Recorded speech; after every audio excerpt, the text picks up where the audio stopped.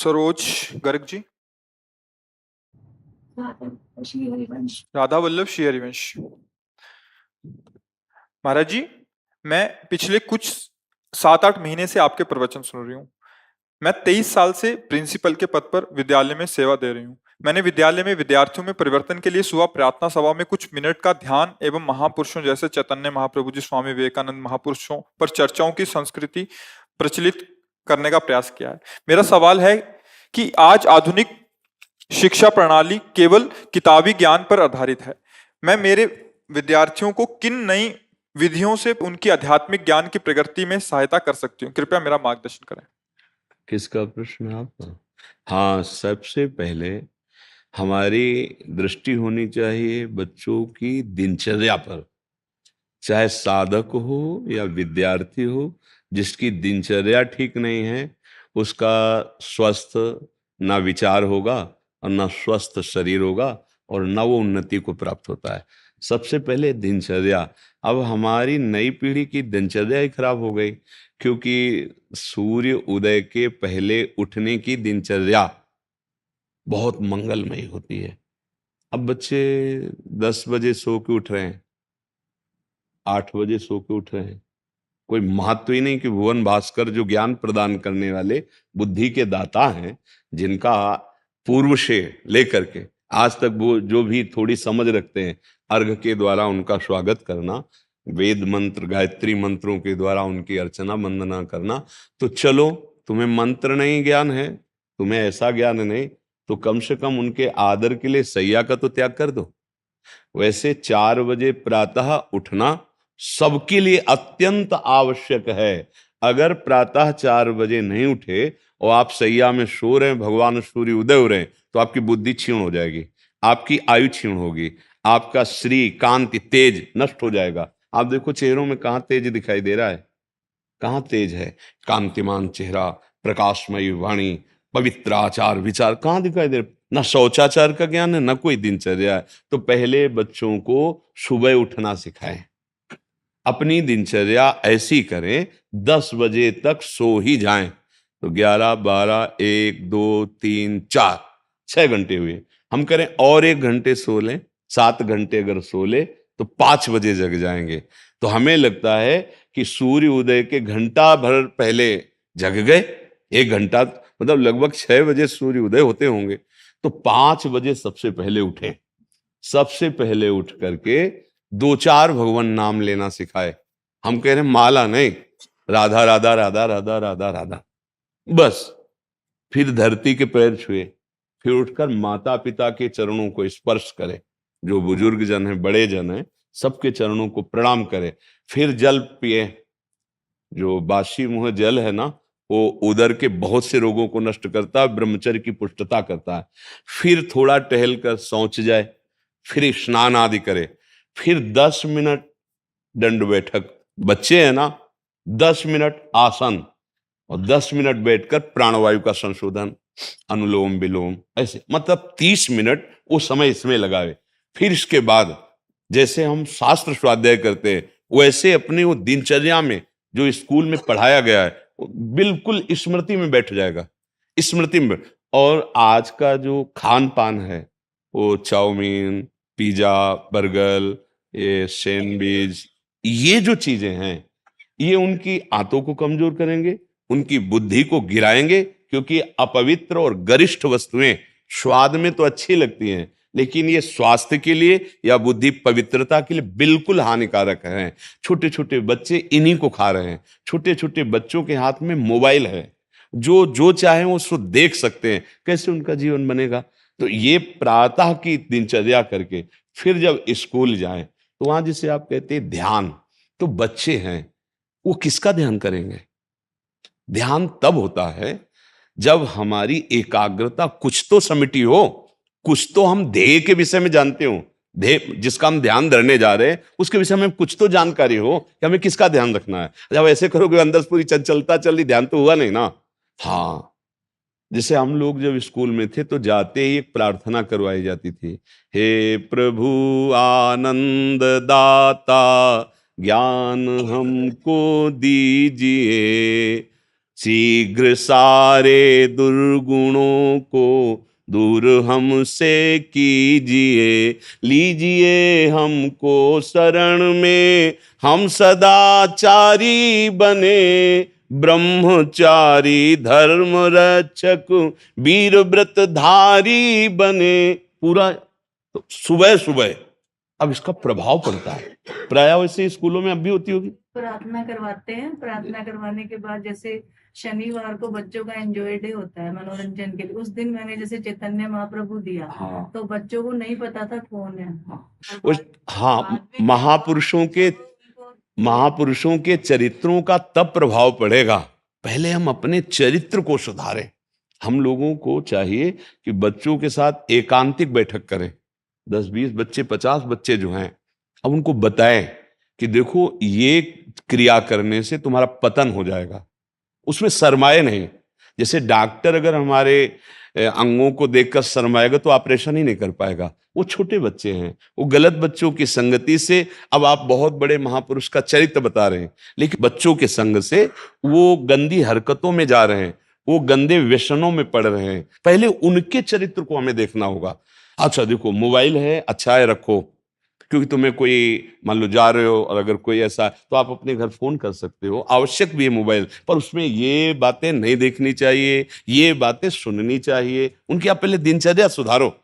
अगर उनकी दिनचर्या नहीं सुधरेगी ना, तो आप महापुरुषों के चरित्र गाएंगे और उनके चरित्र बिगड़ रहे हैं, तो वो बैठेंगे आपके सामने शांत, लेकिन कोई प्रभाव नहीं पड़ेगा। प्रभाव तब पड़ेगा जब हमारे चरित्र सुधरे। छोटे छोटे बच्चों में वो जैसे संक्रामक बीमारी फैल रही है, ऐसे इंद्रिय को बिल्कुल जो छूट दे करके गंदी बातें वो बढ़ रहे हैं, क्योंकि हमारे पास सब तरह के बच्चे हैं, छोटे छोटे बड़े बड़े। तो सबसे जैसे अपने लोगों की एक दृष्टि होती है, एक दृष्टि गई तो पता चल जाएगा आप कितने दिन के ब्रह्मचारी हो, कितने आप कैसे भ्रष्ट आचरण वाले हो, वो दृष्टि में पता चलता है। कुछ ऐसे चिन्ह होते हैं, यौगिक चिन्ह, जैसे पता चल जाता है, बोले हम 20 साल से, तो वो पता चल जाएगा कि तुम गप मार रहे हो कि है ऐसा। तो जैसे 13-14 वर्ष का बालक है, उसकी हालत देखी तो कि भाई ऐसा, तो तब वो अपनी हालत वर्णन करता है कि मेरी हालत ये। तो हमारी सबसे प्राथमिकता उसकी दिनचर्या सुधारिए।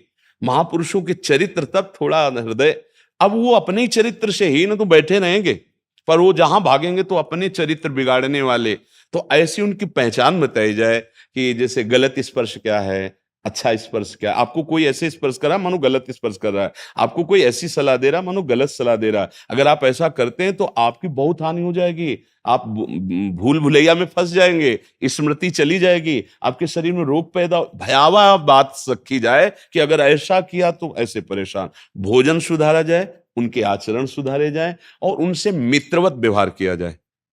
टीचर का मतलब गुरु होता है, गुरु का मतलब माँ होता है। हमारे पास जितने भी लोग आते हैं उनको हमें प्यार देना माँ की तरह। माँ कैसे? थोड़ी सी गलती भी हो जाए डांट भी देंगे, लेकिन अपने बच्चे को जैसे हम डांटते हैं वैसे डांटेंगे। उसके साथ व्यवहार ऐसा नहीं करेंगे कि हमारा बच्चा होता उसकी जगह में तो हम कैसा व्यवहार करते। पहले अपने से प्रश्न करना चाहिए कि अगर मेरा बच्चा होता और वो हमारे साथ ऐसा व्यवहार करता तो हम कैसे करते।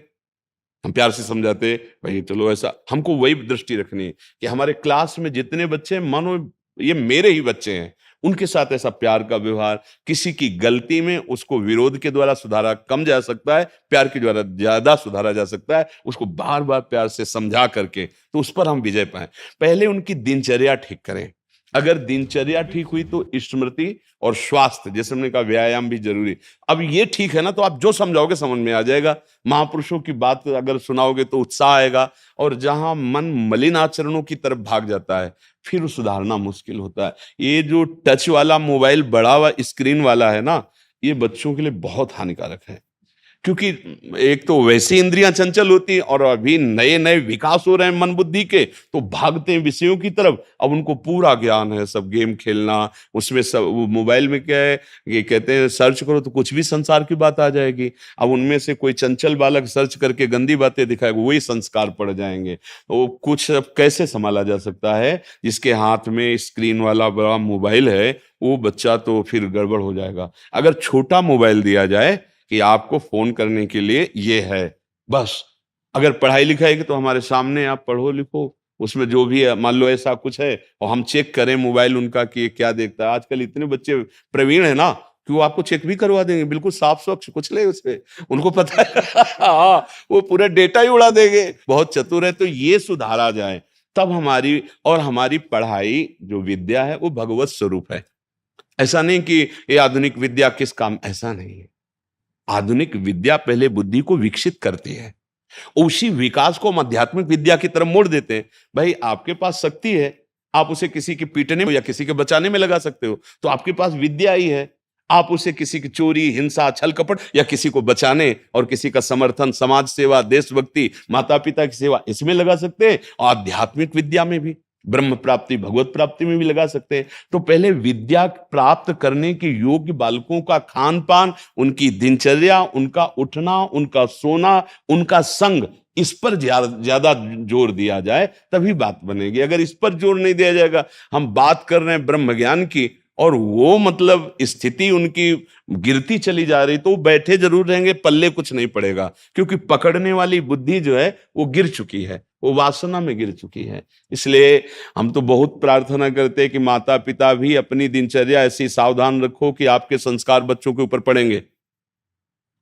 आप जहां घर में रह रहे हैं, जो वातावरण उपस्थित कर रहे हैं, उसी संस्कार से बच्चे पल रहे हैं, तुमको वैसे ही भोगना पड़ेगा। आप उनके पहले गुरु हैं। आपको कुछ बातें ऐसी सावधानी से रखनी है अपने जीवन की, जो उनकी दृष्टि में ना आवे, जो उनकी दृष्टि में आए और उनका पतन करे, ऐसी बहुत सावधान। अब ऐसे ऐसे मूढ़ पुरुष हैं, ले आओ बच्चा, वो बोतल रखी हो, गिलास रखा है, क्या संस्कार डाल रहे हो तुम पिता हो या उसके शत्रु हो? तुम हंसी मजाक ऐसी बातें, और फिर उन बच्चों को तुम चाहते हो कि देशभक्त बन जाएं, वीर बन जाएं और ये दुर्गुण त्यागी बन जाएं। कैसे बन जाएंगे? पहले आप अपना आचरण, यही सबसे बड़ी कमी है। तो हमें अपने आचरण सुधारने हैं। हमें बच्चों को सुधारने के लिए पहले उनकी दिनचर्या पर ध्यान देनी है। कैसे हमें बैठना है, कैसे हमें बोलना है, कैसी हमारी दिनचर्या होनी चाहिए। फिर उसके बाद विद्या कोई भी पढ़ाओ, उसका प्रभाव पड़ेगा। तो इसलिए हमारी प्रार्थना है कि बच्चों को हमारी दिनचर्या कैसी होनी चाहिए, इस पर सबको सिखाओ। हमारे मित्र कैसे व्यवहार करते हैं, तो वो गंदा व्यवहार है, वो कैसा व्यवहार करते हैं, वो अच्छा व्यवहार है। कौन सा भोजन हमारा स्वास्थ्यवर्धक है, कौन सा भोजन हमारे स्वास्थ्य की हानि करता है। फिर विद्या पढ़ाओ, जो अपनी दिनचर्या जो आधुनिक विद्या है, उसके साथ साथ महापुरुषों के, जैसे आप कहते हैं, चरित्र बताते हैं।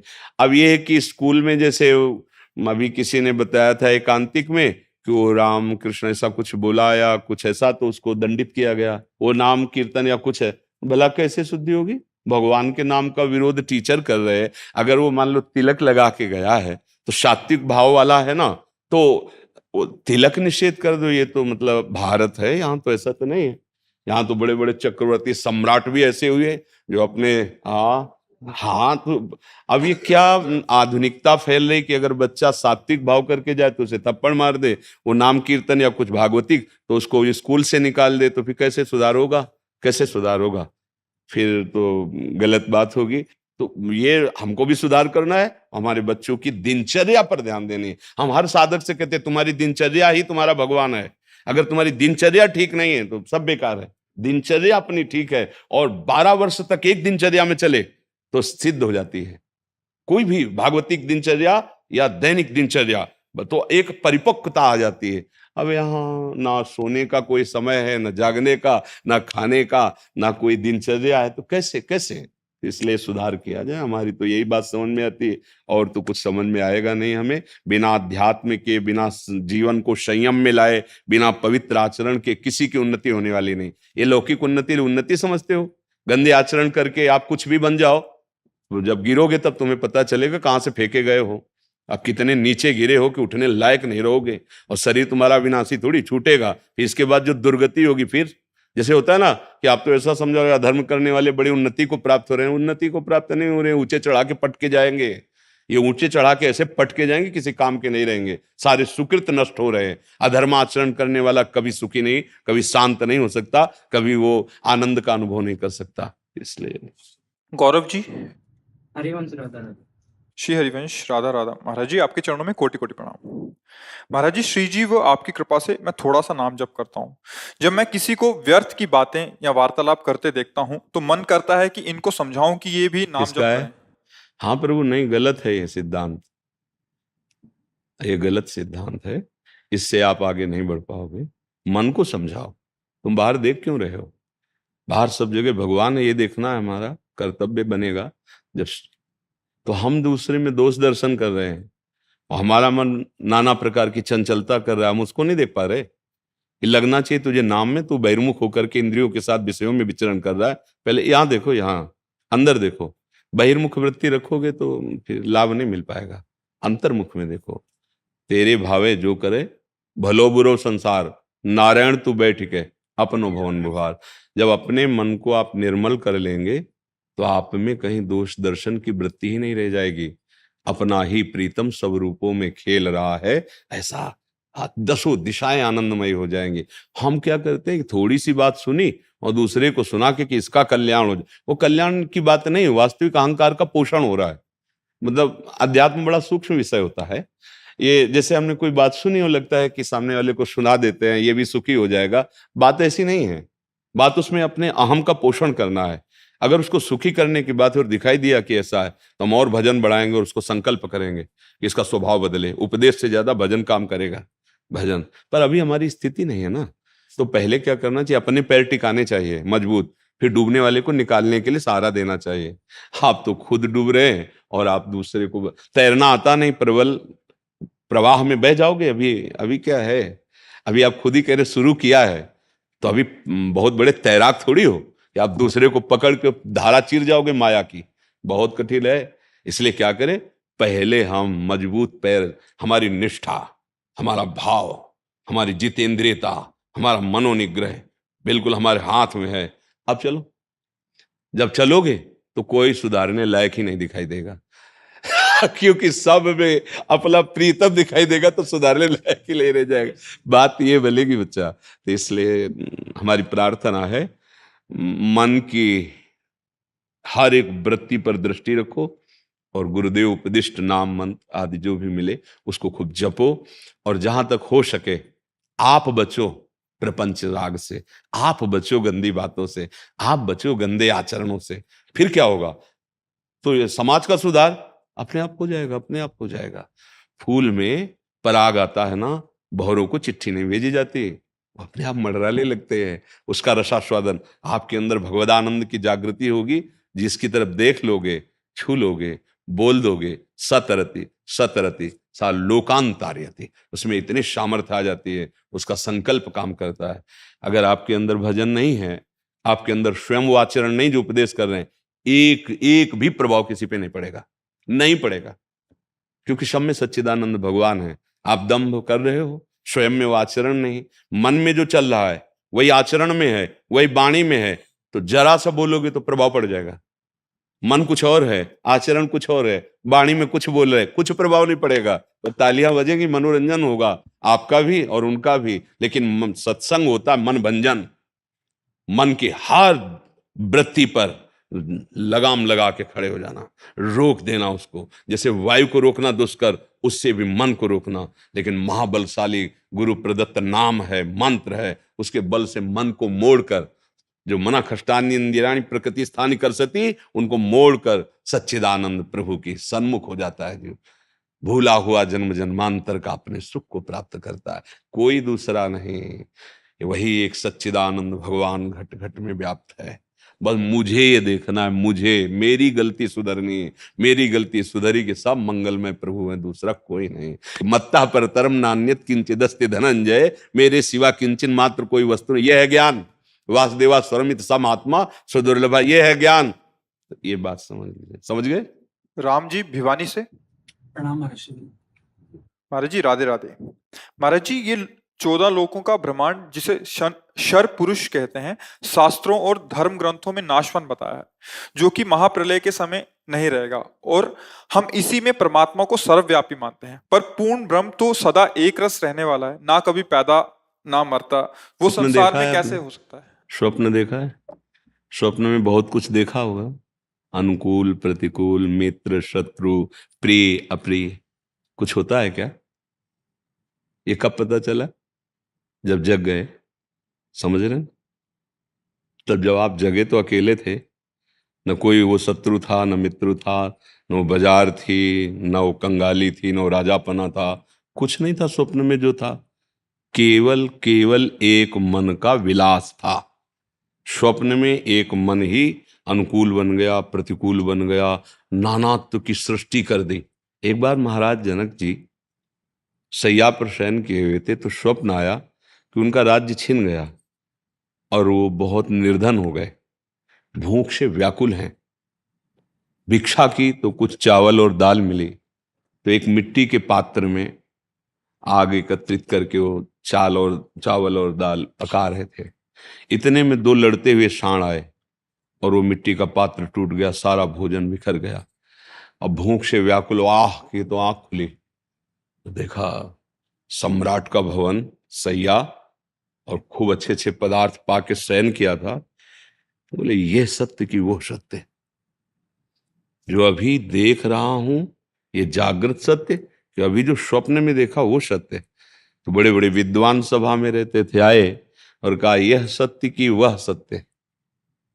अब यह वह का विस्तार से कुछ वर्णन हो तो समझ में आवे, कोई उत्तर नहीं, बस वो इतना ही पूछते थे, यह सत्य की वह सत्य। अष्टावक्र जी महाराज बालक अवस्था में बालकों के साथ खेल रहे थे। बड़ा प्रसंग है। उनके जो पिता थे, कहोड़ ऋषि नाम था उनका, वो भी राजा जनक की सभा में अगर उत्तर नहीं दे पाए तो सब सुविधा होंगी, पर आप जा नहीं सकते जब तक उत्तर नहीं देंगे। तो उनके बालकों के साथ खेलते हुए उन्होंने कहा, बहुत चतुर और विद्वान बनते हो, अपने पिता को मुक्त करा के लाओ ना। कहाँ है?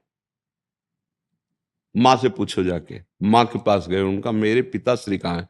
आप कहती थी किसी कार्य हेतु गए, पर आज तो मुझे पता लगा कि वो बंदी हैं। तो उनका बेटा मैं इस भय से नहीं बताती थी तुम गए और कहीं तुम भी लौट कर ना हो तो नहीं बताइए है क्या विषय। बोले विषय तो जनक जी जानते हैं, पर वहां जो विद्वान उत्तर नहीं देता उसको सब सुविधाएं दी जाती हैं, पर वो अपने घर नहीं जा सकता उत्तर दिए बिना। ठीक है हम जा रहे हैं। वो अष्टवक्र थे, आज जगह से टेढ़े थे, वो पिता के हिसाब से थे, गर्भ में ही थे। तो पिता वेद की ऋचा बोल रहे थे, उनमें त्रुटि हो गई, जरा त्रुटि हुई तो आवाज आई, इसको सुधार के बोलो यहां त्रुटि हो रही। उन्होंने अपनी पत्नी से पूछा कौन बोल रहा था? बोले गर्भस्थ शिशु। इतना वक्र है कि वहां से हमको उपदेश कर रहा है। तो प्रभु की लीला थी, उनको आवेश आया, एकदम साफ दे दिया। तो अष्टवक्र, वो 8 जगह से टेढ़े थे। 1-2 जगह से टेढ़ा हो तो आदमी चलने में, फिर 8 जगह से टेढ़ा हो। तो ब्रह्म ऋषि थे, सभा में गए तो सब लोग हंस दिए, क्योंकि 8 जगह से और नवीन अवस्था थी। तो ऐसे देखा और कहा मैं तो समझ रहा था ब्रह्म ऋषियों की सभा, ज्ञानियों की सभा है, पर यहाँ तो सब चमड़े और हड्डी की पहचान करने वाले केवल हैं। तो जनक जी ने कहा ब्रह्म ऋषि कुमार आप ऐसा कैसे बोल सकते हैं? तो उनका आप क्या देख करके हंसे? बोले आपके शरीर के, तो ये क्या है, क्या चमड़ा मांस और हड्डी? आप हमारे स्वरूप को जाने? चुप हो गए। हाँ क्या प्रश्न है तेरा जनक? ऐसी बात हिम्मत से कौन कह सकता है? भाई राजा है और ज्ञानी भी है, क्या तेरा प्रश्न है? तो उनका ये सत्य कि वो सत्य? बोले ना ये सत्य ना वो सत्य। जब तू स्वप्न में था तब जागृत मिथ्या था, और जब जागृत में था तो स्वप्न मिथ्या था, जो एक क्षण में ही, एक समय में ही मिथ्या साबित हो जाता है, वो सत्य कैसे हो सकता है? तो आ ब्रह्म स्तंभ पर्यंतम सर्वम मायामयम जगत, ये जो नानात्व तो है इसी में सत्य है। ये जो नानात्व तो दिखाई दे रहा ना, जैसे 1000 घड़े हैं, उसमें सूर्य का प्रतिबिंब जल में दिखाई दे रहा है, तो वो सूर्य है पर वो नहीं है जो घड़े में दिखाई दे रहा है। घड़े के फोड़ने से सूर्य में कोई फर्क नहीं पड़े, पर सूर्य ही प्रतिबिंबित हो रहा है, दूसरा कोई नहीं है। वो सूर्य ही है पर वो नहीं है। समझ रहे? ये जगत भगवान ही है, मत्ता परतरम नान्यत किंचित अस्ति धनंजय, पर वो नहीं है।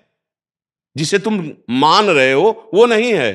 ये मनुष्य, ये स्त्री, ये पुरुष, उत्तम अधम, वो नाना प्रकार की प्रतिकूलता अनुकूलता, सुख दुख लाभान, ये नहीं है। वो है एको ब्रह्म द्वितीयो नास्ति।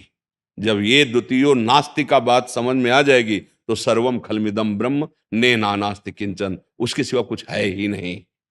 जैसे स्वप्न में जो कुछ दिखाई दे रहा था मन के सिवा कुछ नहीं था, ऐसे यहां जो कुछ वे भगवान के सिवा कुछ नहीं है। ये जो मैं तू मोर तय तय, ये सब मायाकृत बुद्धि में उपज रहा है। और जहां ये स्थूल सूक्ष्म कारण तीनों से राग हटा तो फिर आप देखेंगे केवल ब्रह्म स्वरूप आप है, और आपको जो भी दर्शन में आ रहा हो सब ब्रह्म स्वरूप है, उसके सिवा कुछ है ही नहीं। जैसे ब्रह्म मूल प्रकृति, क्रम देखिए, ब्रह्म मूल प्रकृति, त्रिगुणात्मिका प्रकृति, सतोगुण रजोगुण तमोगुण, महातत्व, अहंकार और पूरी सृष्टि।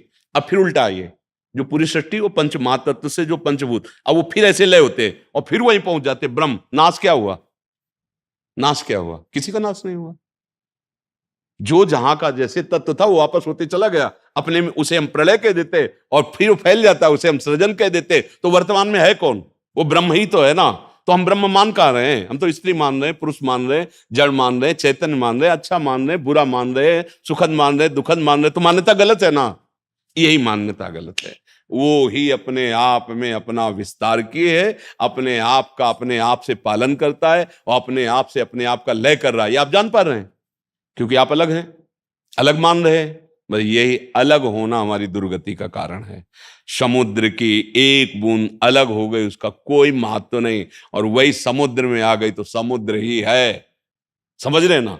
हम अपने को भगवान से अलग मान रहे हैं। इसी बात के लिए भगवत प्राप्त महात्मा जन, शास्त्र जन, एक तू और कोई नहीं है, तू और अपने स्वरूप को पहचान। हम इसको अपना स्वरूप मान रहे हैं, ये बाहरी माया के फैलाव को सत्य मान रहे हैं। जो सत्य इसी में है उसको हम नहीं जान रहे।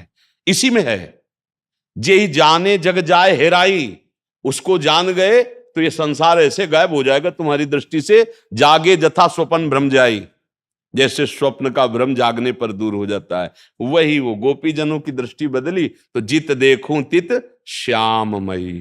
गोस्वामी जी की दृष्टि बदली तो सी राममय सब जग जान। और हमारी दृष्टि में कोई दुष्ट दिखाई दे रहा, कोई महात्मा दिखाई दे रहा, कोई अच्छा दिखाई दे, कोई बुरा, कोई जड़, कोई चैतन्य, कोई ऐसा। ये दृष्टि हमारी बदलनी है, इसी के लिए साधना की जाती है। साफ सत्य स्वरूप परमात्मा, पर हम सत्य स्वरूप परमात्मा में कहाँ हैं? हम तो स्त्री में हैं, पुरुष में हैं, संबंधों में हैं, भोगों में हैं, मान अपमान में हैं, सुख दुख में। इसी का ज्ञान का मिटाना है, और ये मिटा तो सब स्वप्न खत्म हो गया। उमा कहूं मैं अनुभव अपना, सत हरि भजन जगत सब सपना। बिना भजन के ये गांठ छूटने वाली नहीं है। यद्यपि मृषा छूटति कठिनई, जड़ चेतन ही ग्रंथि पड़ गई। यद्यपि मृषा छूटति, यद्यपि झूठी बात है पर छूटत कठिनई। तो भजन, भजन करने से जितना आप नाम जप करोगे, जितने अच्छे आचरण करोगे, आपका हृदय पवित्र होगा। जैसे जल स्थिर, चंचलता रहित और मल रहित, निर्मल, तो उसके नीचे के आपको दिखाई दे जाए, कोई प्रयास नहीं करना पड़ेगा। ऐसे ही अगर आपके आचरण पवित्र, भगवत चिंतन, तो अंतःकरण पवित्र हुआ, आप अपने स्वरूप को देख लेंगे, वही आपको दिखाई देगा। अपने आप से अपने आप को जान जाएंगे, और जब जान जाएंगे तो आप और आप दो नहीं हैं। जानत तुम्हें हो जाई, सोई जाने जे देहु जलाई, जानत तुम्हें, कोई और नहीं है। गंगा जल की एक बूंद या एक बाल्टी या एक टैंकर, सबको गंगा जल ही बोला जाएगा? नहीं बोला जाएगा। तो हम सब उसी महान के अंश हैं। अंश का मतलब पूर्ण ही है, उसी के अंश हैं, जिसको हम भगवान कहते हैं, परमात्मा कहते हैं। पर ये हम नहीं मानते, ये हम भूल गए हैं। हम कुछ और बन चुके हैं, हम स्त्री बन चुके, पुरुष बन चुके, हमारे कोई और हैं।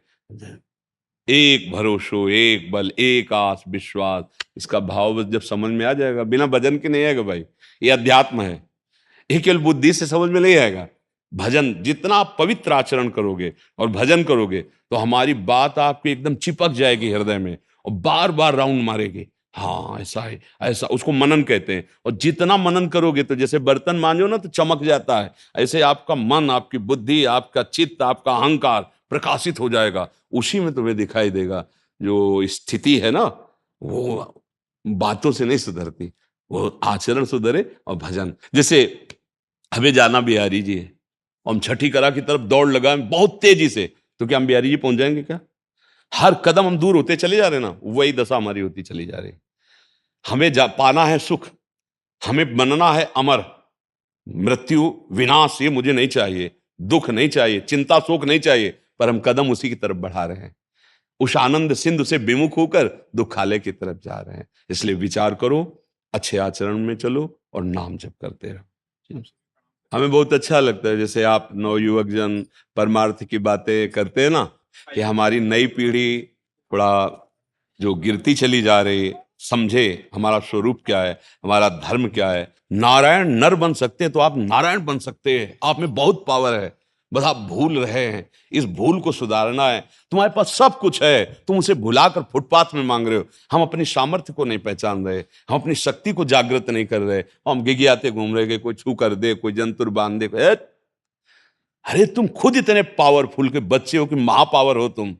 जरा अपने स्वरूप में आओ। शेर का बच्चा भेड़ों के बीच में मिमिया रहा है और गडरिये के सांटे खा रहा है। एक बार शेर से मिलकर के और दहाड़ करे ना भेड़ दिखाई देगी ना गडरिया। ऐसे ये माया और नाना प्रकार के दोष हमको परास्त कर रहे हैं क्योंकि हम समझ नहीं पा रहे। भगवत आराधन करो, भगवत प्रेमी महापुरुषों का संग, तो आपको समझ में आ जाएगा कि आप हैं कौन। उसी के बच्चे हैं जिससे त्रिभुवन परास्त होता है। तो तुम क्यों परास्त हो रहे हो? तुम उसको भूल गए हो, इसलिए तुम्हारी हालत हो रही। उठो उठो, महान बनो। ये असतो मां सदगमय, तमसो मां ज्योतिर्गमय, मृत्युर्मां अमृतम। देखो, हमारे को जो दुख मिलता है उसका कारण होता है हमारा कोई न कोई पाप, इस जन्म का या पूर्व जन्म का। हम लोगों से बहुत सी ऐसी गलतियां हुई जिनको अभी हम सोचे तो पूरे जीवन में हम ही को लगेगा कि हाँ गलती हुई है। सबसे हो जाती है गलतियां।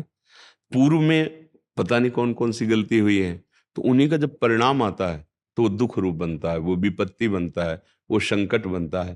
तो हमें चाहिए कि नाम जप के द्वारा उसको नष्ट करें। नाम में सामर्थ्य है। राधा राधा राधा राधा राधा वल्लभ श्री हरिवंश। नाम जप करो, सुख का परम साधन प्रभु का नाम ही है। जितना नाम जप करोगे ना, वो नाम जप आपके उन कर्मों को नष्ट कर देगा जो दुख देने वाले हैं। अधिक से अधिक, अधिक से अधिक जब आपको समय मिले अपने कार्य से, तो राधा राधा बीच में कार्य करते भी बोल सकते हैं राधा राधा। अमन शर्मा जी राजस्थान से। राधे राधे महाराज जी। गुरुदेव भगवान आपके चरणों में कोटि कोटि प्रणाम।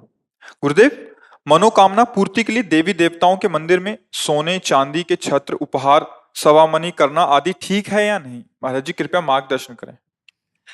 हम तो इतना समझते हैं कि प्रभु की दी हुई सब वस्तु है। प्रभु की सेवा में जो अर्पित की जा रही वो उत्तम भाव ही है। कामना से हो या निष्काम भाव से हो, किसी भी तरह से जितने भी देवी देवता हैं सब सच्चिदानंद प्रभु ही बने हुए, दूसरा कोई नहीं। किसी भी भाव से जुड़े भगवान ने आर्त, अर्थार्थी, जिज्ञासु, ज्ञानी, चार वर्णों के।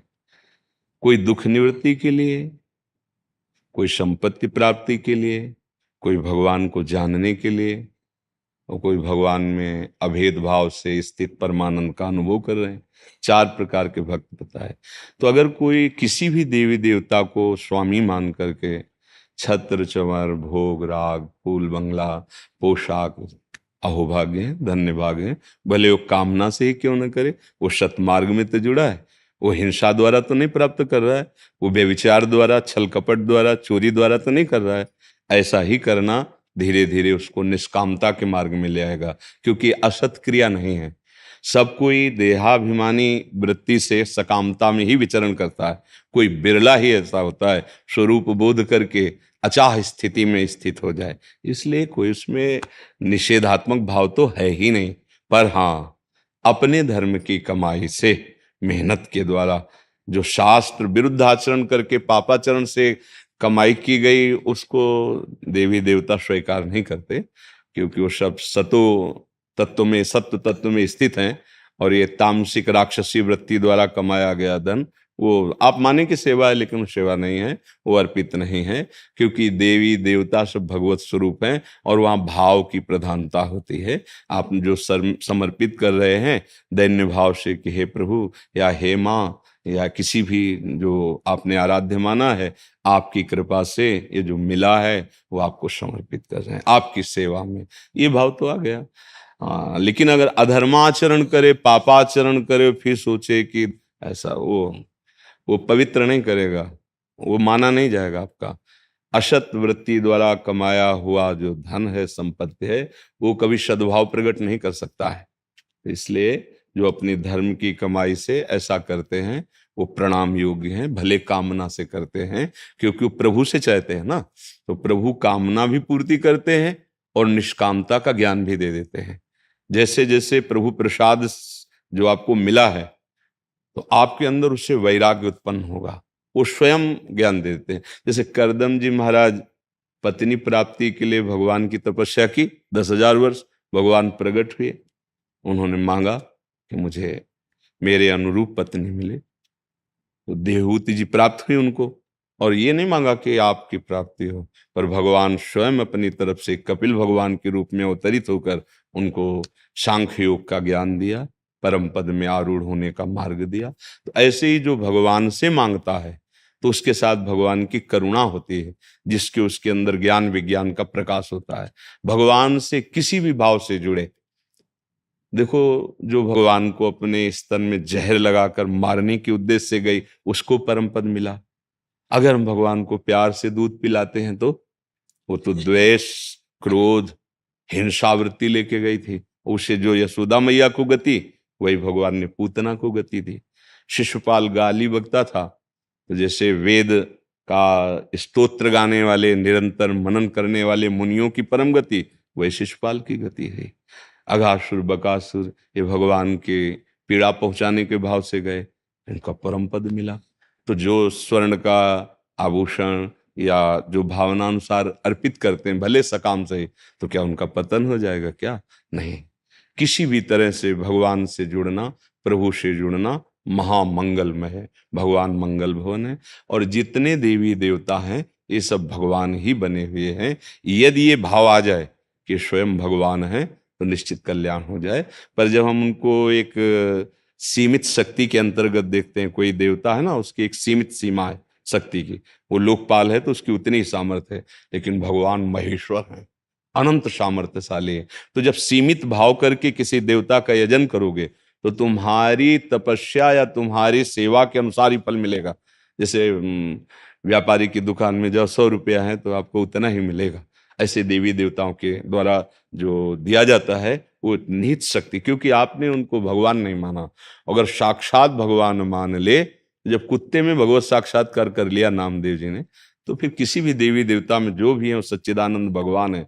बस फिर वो काली ही कृष्ण दिखाई देने लगेंगी, सब में वही विराजमान है। तो किसी भी भाव से हम भगवत भाव में जुड़े कि साक्षात प्रभु ही, जितना भी चराचर रूप है ये प्रभु ही है, हम कहीं एक जगह मान लें, बस बात बन जाएगी। तो सकामता या निष्कामता, निष्कामता ऐसे नहीं आती है। जब तक अज्ञान रहता है तो कामना रहती है, देहाभिमानी की कामना बनी ही रहती है। ये अज्ञान गुरु कृपा से नष्ट होता है जब शास्त्र स्वाध्याय, गुरुजनों की आज्ञा में रहना, गुरु प्रदत्त नाम मंत्र उपदेश के अनुसार चलना, तो अहंकार धीरे धीरे उनके चरणों में समर्पित हो जाता है। जहां अहंकार समर्पित हुआ तो तन, वाणी, चिंतन सब बदलने लगता है। फिर जो आनंद की अनुभूति होती है, उसी में निष्कामता आती है। निज सुख बिन मन होई कि थीरा, जब तक आत्मानंद का, भगवदानंद का अनुभव नहीं होता, तब तक निष्कामता वाणी से भले बोली जाए वो नहीं होती, वो आंतरिक रहती सकामता। निष्कामता आती है निज सुख, परमात्म सुख, आत्म सुख में। तो ऐसे तो सब सकामी ही हैं। जब तक ब्रह्मबोध नहीं होता या भगवत प्रेम नहीं होता, तब तक कामना पिंड नहीं छोड़ती। तो उस कामना को जोड़ दो प्रभु से, फिर ये उनके ऊपर छोड़ दो, पूरा करें कि ना करें। अगर वो पूरा करते हैं तो बड़ी दया है, नहीं पूरा करते तो बड़ी कृपा है, क्योंकि कोई अमंगल होने वाला था मेरी इस कामना से। ये भावना रखनी, समझ गया जी।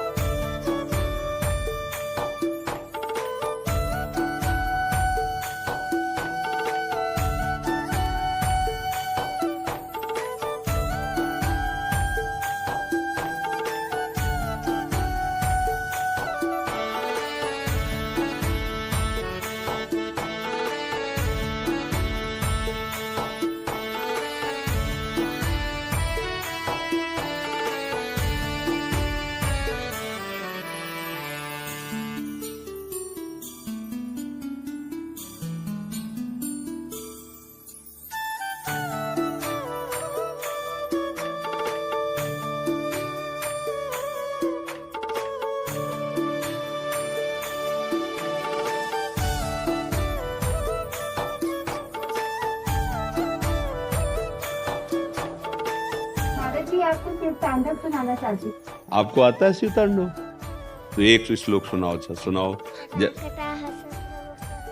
परिचरी विलोल वेची वल्लरी विराज बार बुद्ध नगत गत गज्जलाट पट्ट पावक किशोर चंद्रशेखर रतिपति चरम्बा धराधरेत रत्तिरी विरास मधु मधु पुरत्तुगत सत्तत प्रमोदमान मानस कृपा गडाक्ष विरुद्ध रुद्र रावणी पचित्ति गप्ते वरो विरुरवे तुम मस्त बात। 2 श्लोक सुना दिए वीर गए सो। और बहुत बड़ी बात है आप तांडव भगवान शिव का हाल।